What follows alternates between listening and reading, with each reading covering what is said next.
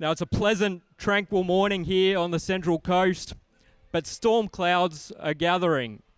There is a growing danger of war which threatens the entire world's population with a catastrophe.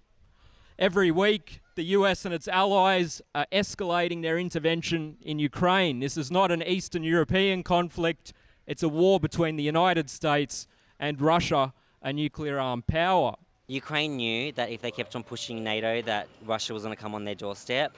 And you know, they had warning for years, and like, I don't condone any of it, absolutely not.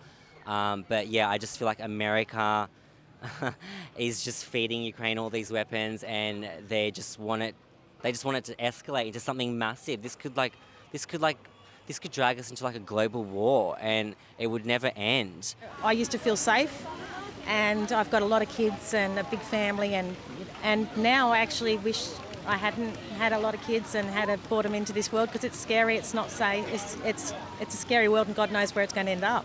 But this is just the first step of what the US is preparing. It wants to inflict a military defeat on Russia as part of its preparations for war with China, which is viewed as the chief threat to American imperialist interests. And Australia is on the very front lines of this. Labor, Liberal, the Greens, they've aligned the Australian population with plans for a catastrophic war in the Indo-Pacific. What does the Sydney Morning Herald say? They say there'll be a war with China within the next 3 years. They're demanding that nuclear weapons be stationed in northern Australia, and they're calling for conscription. That is, the young people here, the next generations, would be dragooned into the military to fight a disastrous war against China. I was shocked. I mean, I'm not ready to go to conscription, and I don't think a lot of our youth are. And yeah, it's terrible. Like, I don't want to live in that type of world, and I don't think a lot of our youth want to live in that type of world. But it's plausible. It's really plausible, which is why we need real change. There is hostility to war. The governments will crack down on that. And what's the sharpest warning? It's the situation facing Julian Assange, the WikiLeaks publisher, who was imprisoned in Belmarsh Prison in London for exposing US war crimes in Iraq and Afghanistan. Now, Assange faces extradition to the United States, where he'd be imprisoned for 175 years. That is a life sentence, essentially a death sentence. He's an absolutely brave human being. Sadly, I feel he'll never be freed. He should be.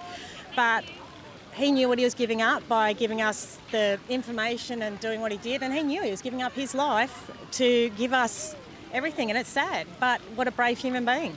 What was Assange's crime? He exposed the illegal wars in Iraq and Afghanistan, the mass killings of civilians that these conflicts entailed. These were not wars for democracy, for human rights. They were wars for oil, for resources, and for markets. And now the same governments which laid waste to the Middle East and to Central Asia are preparing a far greater crime, that is war with Russia and war with China, not for democracy, but to ensure the hegemony of American imperialism. It is a continuation. There's been devastating things that have happened in the Middle East, and they've not really had much of a reason to really attack. Like, for example, the Iraq war. We all know that was bullshit. There was no weapons of mass destruction. Now, the issues of war and the social crisis are intimately connected. While governments say there's no money for workers' wages, for education, for healthcare, they're giving hundreds of billions of dollars to the military and to defence. There needs to be more investment, in healthcare, education, and instead of just feeding these corporate war machines. Oh, the cost of living's scary. My mortgage has gone up per week in the last, and mine's minimal, about $130 in 9 months. Every payment seems to be going up, $10. It's scary. Because I'm thinking, I was just equating the percentages of interest just yesterday, just trying to work out if it got as high as whatever, like how am I going to afford anything else except the mortgage? And that's it, that's all I'll be able to cover. I have food, nothing. So what the Socialist Equality Party is doing is linking the fight for the social rights of the working class with the struggle against war. They have a common source in the capitalist system itself.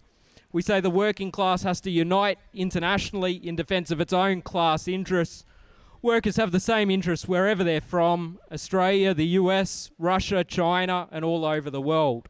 We need change instead of just relying on the two-party system, which is all this country's ever done.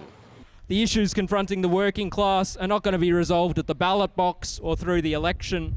They raise revolutionary questions before workers around the world. And we put forward a socialist program. We say the banks, the corporations need to be placed under public ownership and democratic workers' control. I totally agree. I was using the words like, the people's government, but, you guys mentioned the workers' government, and yeah, that does make more sense, doesn't it? I just feel that capitalism is not sustainable.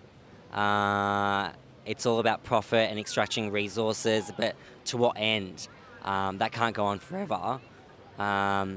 And with climate change, as we can see the devastating effects of capitalism all around the world.